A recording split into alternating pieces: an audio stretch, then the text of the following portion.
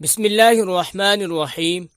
مدینہ کی گلیوں میں منادی کرنے والے کی صدا گونجتی ہے کہ پردے کا حکم نازل ہو گیا ہے۔ بازار میں موجود بیویاں دیواروں کی طرف رخ پھیر لیتی ہیں، کچھ بالوں سے خود کو چھپاتی ہیں کہ اب تو چادر کے بغیر گھر نہیں جائیں گی، بچوں کو دوڑاتی ہیں کہ گھر سے چادر لے آؤ۔ مرد حضرات منادی سنتے ہیں، گھروں کو لپک کر گھر کی خواتین کو یہ حکم سناتے ہیں، ان کو تاکید سے خود کو ڈھانپنے کا کہتے ہیں، مگر کوئی بیوی سوال نہیں کرتی کہ پردہ کس چیز سے کرنا ہے، چادر موٹی ہو یا باریک، آنکھیں کھلی ہو یا چھپی، اور بس خود کو ایسے چھپا لیتی ہیں جیسے کہ حق تھا۔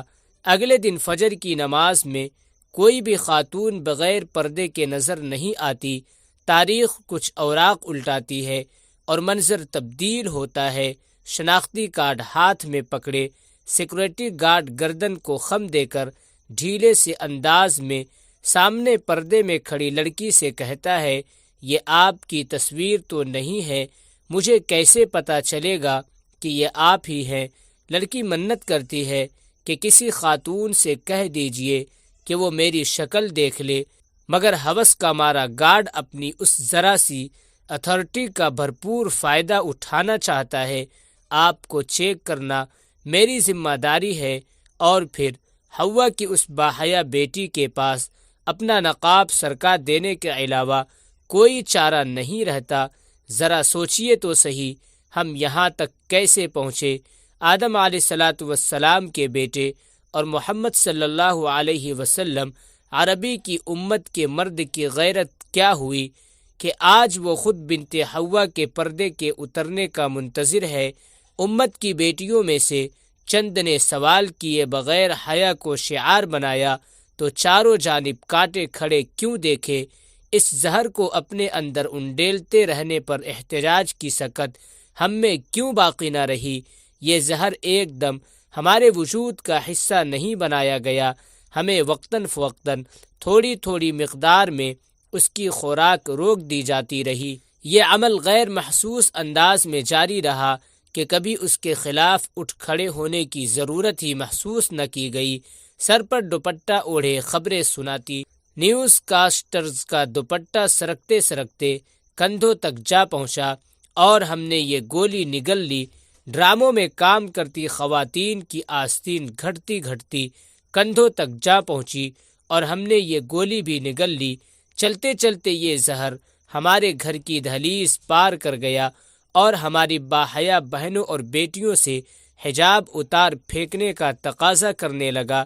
بے حسی کے عالم میں آدم کے بیٹے نے ارد گرد نظر دوڑائی تو یہ زہر ہر گھر میں فیشن اور ماڈرن نظم کا خوبصورت لبادہ اوڑھے نظر آیا۔ اس دور میں جینے کا تقاضا یہی ہے کہ نسخے نے اسے اس گولی کو نگلنے پر بھی آمادہ کر لیا، اور نوبت یہاں تک پہنچی کہ آج جب کوئی سوال نہ کرنے والی اپنے حجاب کی تقدیم کا سوال کر بیٹھے تو ایک ساتھ کئی انجیکشن اس کے جسم میں بھی اتار دیے جاتے ہیں۔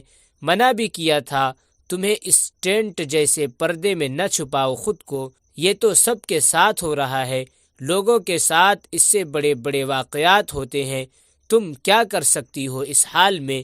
کوئی بھی کچھ نہیں کر سکتا۔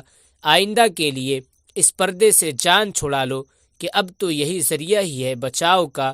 اور پھر وہ سوال نہ کرنے والی حجاب کے اترنے پر بھی سوال کرنے کی جرت کھو بیٹھتی ہے، نہ چاہتے ہوئے بھی یا تو حجاب کو اتار پھینکتی ہے یا ہمیشہ کے لیے اپنا اعتماد کھو دیتی ہے کہ سارے کا سارا ملبہ نسخہ بنانے والے پر ڈالنا عدل نہ ہوگا۔